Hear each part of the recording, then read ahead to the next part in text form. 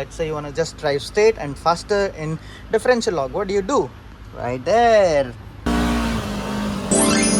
See, this is another interesting feature.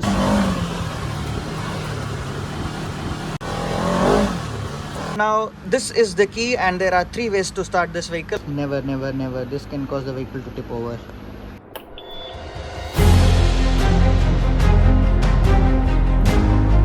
Press the yellow button. Is this PTT. This is also another indoor compartment, so you just turn it like this.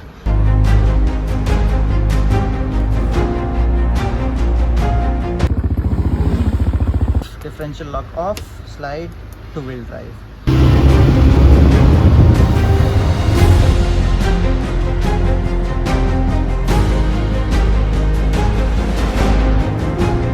Hey guys, welcome back to another episode of V-Builds, and I have something pretty unique for you. Look at this. This is a Segway Villain. I should say these are 2 Segway Villains, and it is not something that you see every day on the road. You might have seen it, or you might not even know about it. This is an off-roading vehicle, and it has so many unique features. I suggest you bring your popcorns and cold drinks, and let's get started. Starting with the model and some specifications, this is the Segway Villain WX. So it comes in 3 models. One is E, stands for economy. The other one is X, and this is WX. So WX, W is for wide. This is also a sub 4 meter vehicle. It is almost 3.375 meters long and 1.63 meter wide. Since it is an off-road vehicle, ground clearance is important. It also has a pretty good ground clearance, which is 360 mm. The front profile is, very aggressive. I love the way the headlights look, and this fender coming in this shape, it seems like it is very angry. So I really love the look, and it has the position lights here on the top. These are the position lights. These are running lights, then headlights.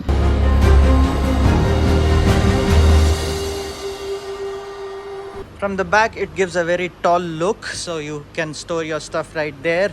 These 2 are very special things that are hanging on the roll bar on left and right. I will explain it in a bit. Right there is the towing hitch. Here are the beautiful backlights.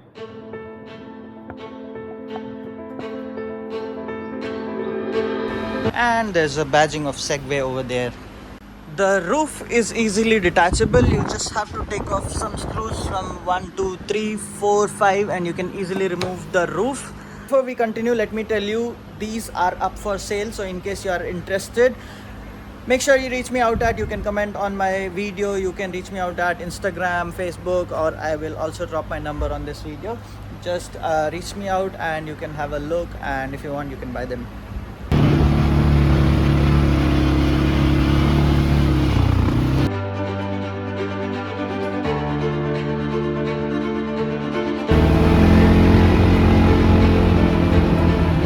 The engine is situated in the back. It is a 293 MY parallel double cylinder water cooling 4-stroke engine with a compression ratio of 10.9:1. The plastics on the outside are pretty sturdy and flexible. So this is because let's say in case it topples, it doesn't burn a hole in your pocket, because this will just bend and might not break. Other than that, this roll cage, we'll talk about it in a bit. This roll cage will take most of the damage when it topples. So that's why it has a pretty sturdy roll cage on the circumference. It has a very cute tiny door. To get inside, this is the handle. You lift it up and it just unlocks. Pull it out like a Rolls Royce. Doesn't open like normal cars. It opens backwards and easy to get in. Make yourself comfortable and just lock it back on. That's how you get a handle on the door to hold while you're sitting as a passenger. The driver's side doesn't have a handle because he needs to hold the steering wheel, obviously. Looking at the center console, this is the gear shifter, and this is the handbrake, and this is when, if you want to fly, just pull it back, the car will fly. Just kidding. This is just a grip for the passenger to hold on to when you are doing your stunts on the driver's seat. So you hold on to the left to this and to the right to this. Right there is a rear view mirror, which is again adjustable. Now, unlike the road cars, which have a pretty cute handle to pull out the dashboard, here you have this rubber thing. You just pull it out, and this is how you open the dashboard. The plastic is a bit flappy. It's not that sturdy like you get in your daily drive cars, but again, this car is not about dashboards and all. It also has these footrests, so you can keep your foot nice and glued to the floor. Another thing which I love about this car is the 4-point seat belt. I am talking from experience, so let me show you how to wear it. On the right, it goes like this. On the left, it goes like this. And snap it on. It's like a safety demonstration I'm doing.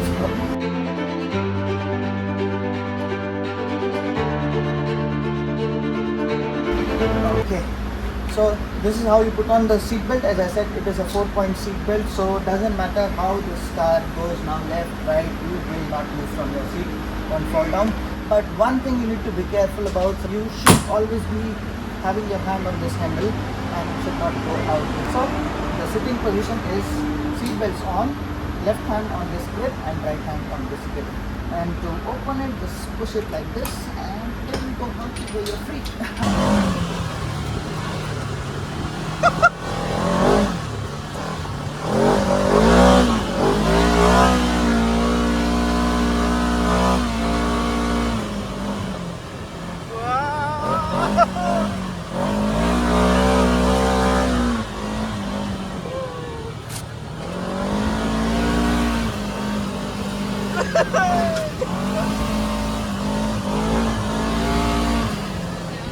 If you look at this dashboard over here, this is the place from where you change all the fuses and also you operate the winch. Did you ask how? Let me show you. Just pull it out like this, the flaps comes off, and right here another cover, just pull it off like this. These are some spare fuses and this is the clamp which you can use to pull out the fuses and replace them. Now inside there you have all the relays and fuses for easy access. To operate the winch, you get this cable right here, take it out, and then you have to connect it. It has 3 connecting points there. You have to just push it in there. Let me show you where. Right there, you pull this cap out and then place it in. So just you push it like this. Now it is connected to the winch and you can operate it out and in. So this is how the winch operates. Let me show you from the front as well. Right here is the winch. It has a very strong winch and can pull it out of any situations.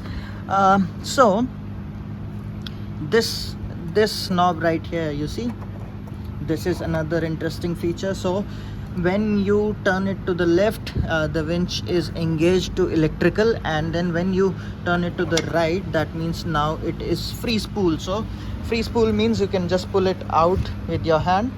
Okay, and when you turn it to engage, then you have to use the remote. Don't try to pull it out when it is engaged. It is quite dangerous.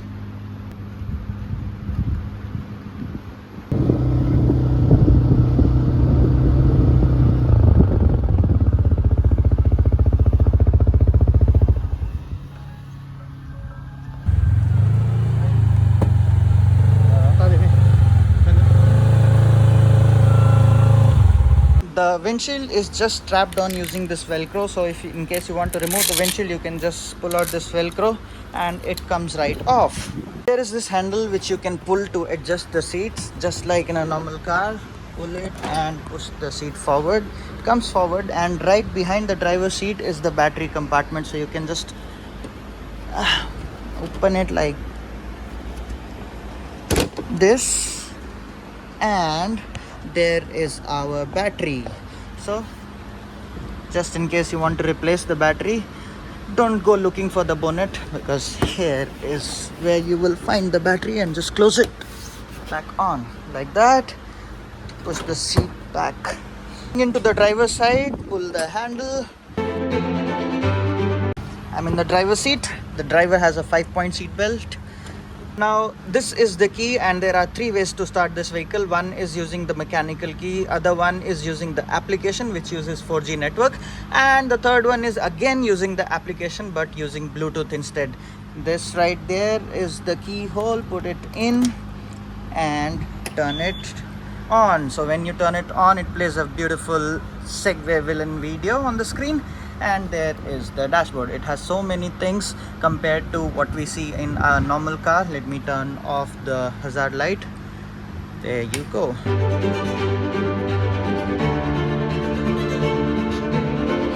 Also, if you notice, the key is not a regular key. It has this plastic all around it. This is to cover the keyhole in case you are driving in off-road conditions where there's a lot of dust or mud.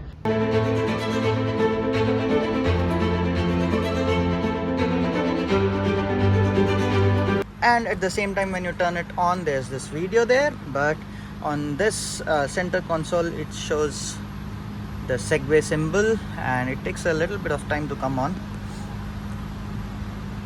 but there it is, another beautiful video for the Segway.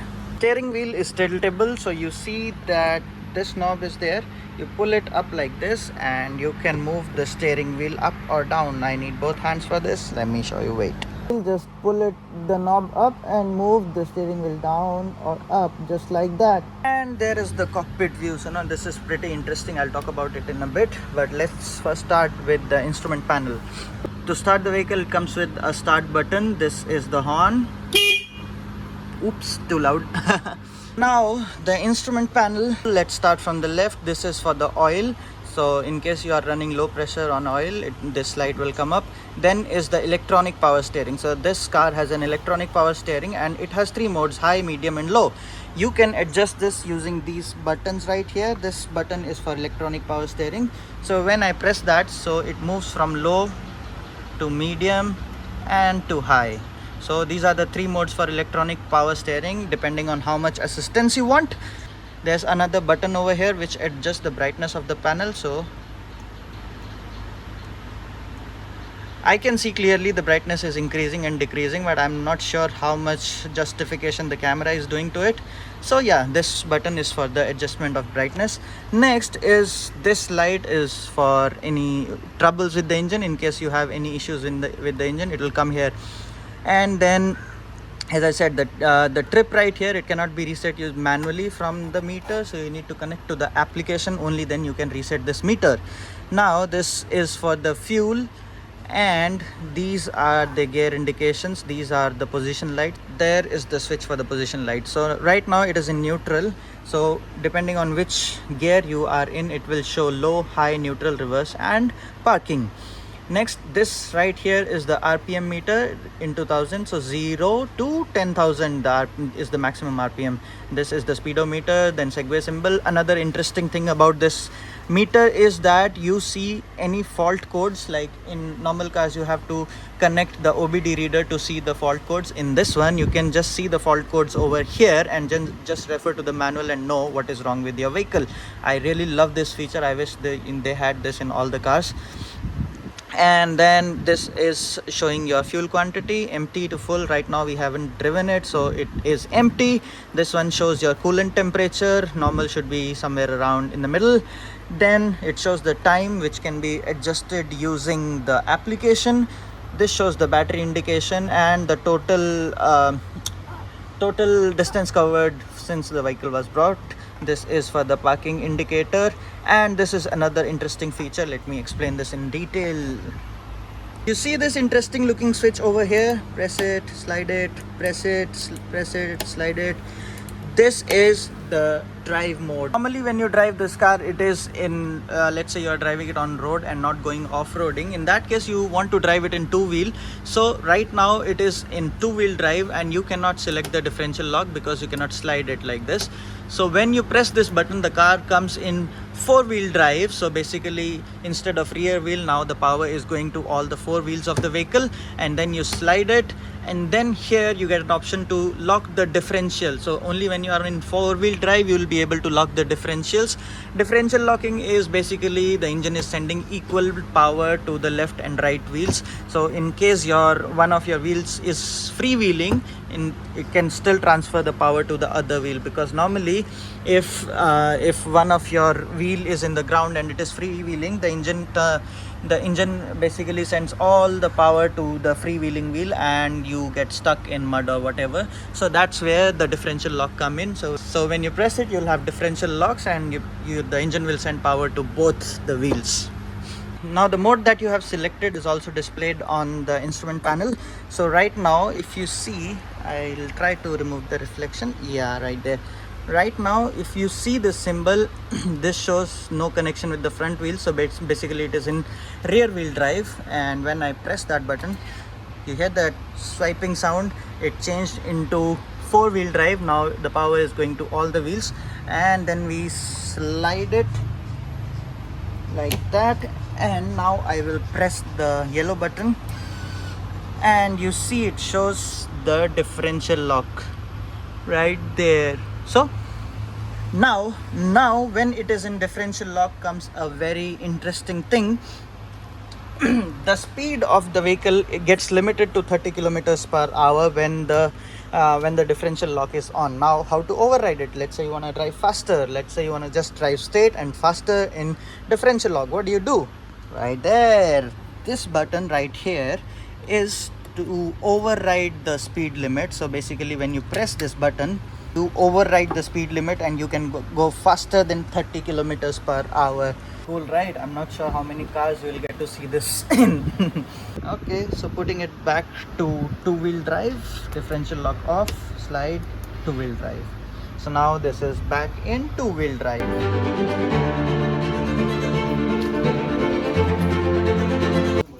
Talking about the switches, this one is for position light, this is off, position light and headlights. Now low beam, high beam, okay, and this is for left indicator, right indicator and emergency light. These are pretty self-explanatory, so let me show you what the lights look like.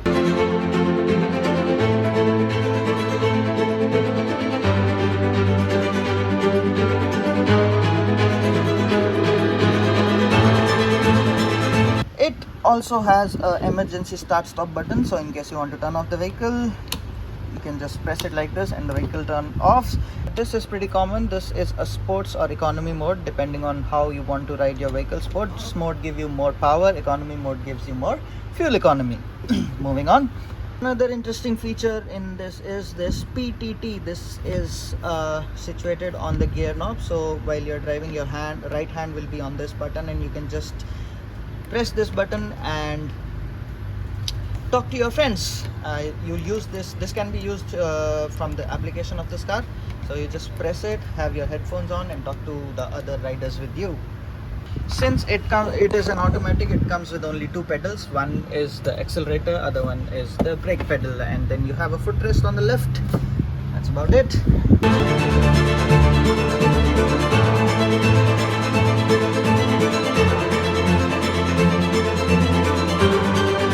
If you go at the back, it comes with a trailer hitch. This is the open boot that we have to carry any luggage. It has a capacity of 90 kgs, but to be honest, it can carry way more than that. And then moving down, here is the hitch. So this can actually tow more than 600 kgs. Honestly, that's only the specifications. You can even do way more than that, maybe double or triple.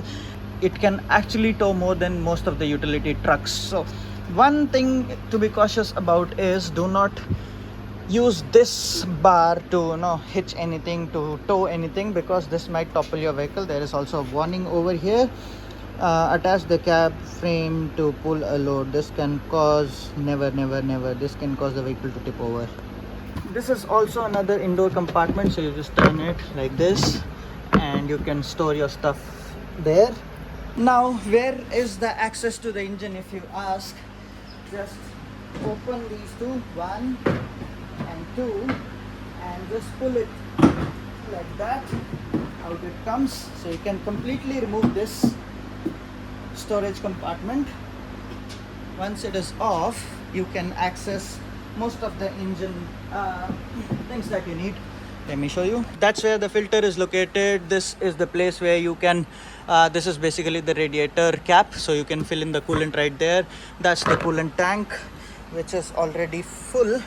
Now this is also the point from where it sucks in all the air for the engine, so that's why it has a very Good capacity to go underwater. I wouldn't say you submerge it completely, but having shown you where the air intake is, this vehicle can actually drive 40 centimeters underwater. So that's the given limit.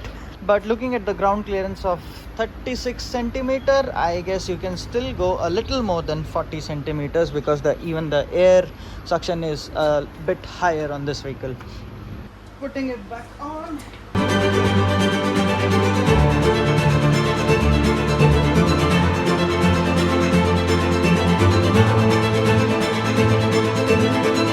This is where you refuel the vehicle just like any other normal car. The fuel capacity is 44 liters. Another thing which Segway is really proud of it is this rollover protection system.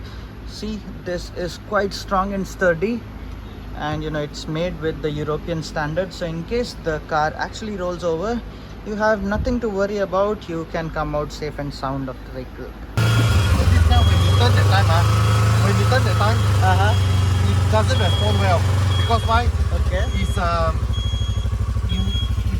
it's supposed to be before the time. You need to use your wheel to turn that way to turn. But that one is in the professional way. So you need to be, when you start taking the time, you need to get to know of the car.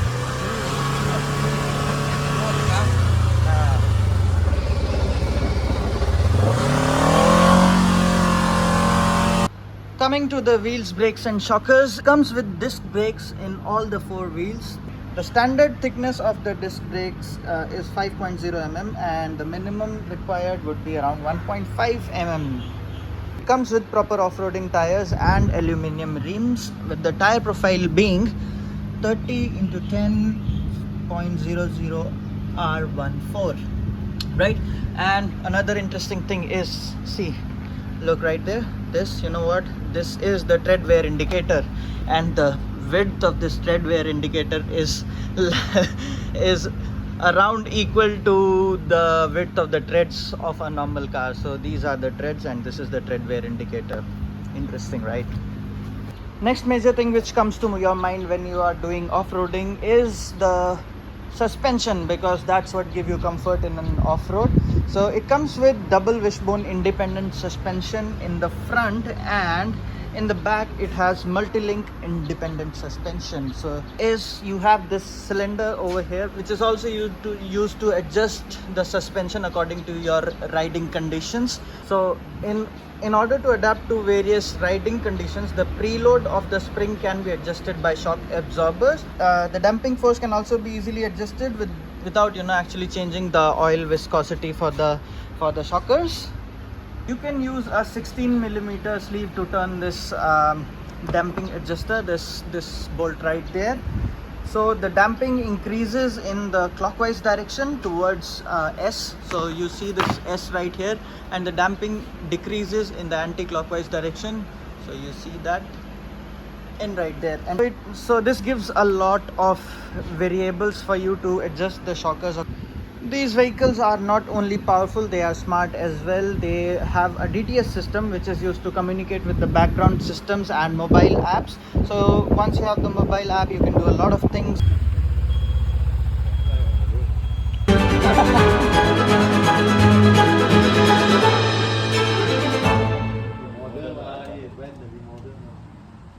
So that's about it, guys. So I am actually tired of talking because it has so many features. I tried to cover all of them, but I'm pretty sure I might have left a lot of them. But make sure you tell me which one you like. My personal favorite is the black one. I love that, but the white one also looks equally good. So let me know in the comments which one you like. Share and subscribe. And also one more thing, these are up for sale. In case you are interested, you can reach me out on YouTube, Instagram, or Facebook. Everything is in the links and all. I'll put my number as well here. So my WhatsApp number is 0112-102-7798. Yeah. That's a wrap. See you in the next one. Bye bye. If you like this video, please consider subscribing.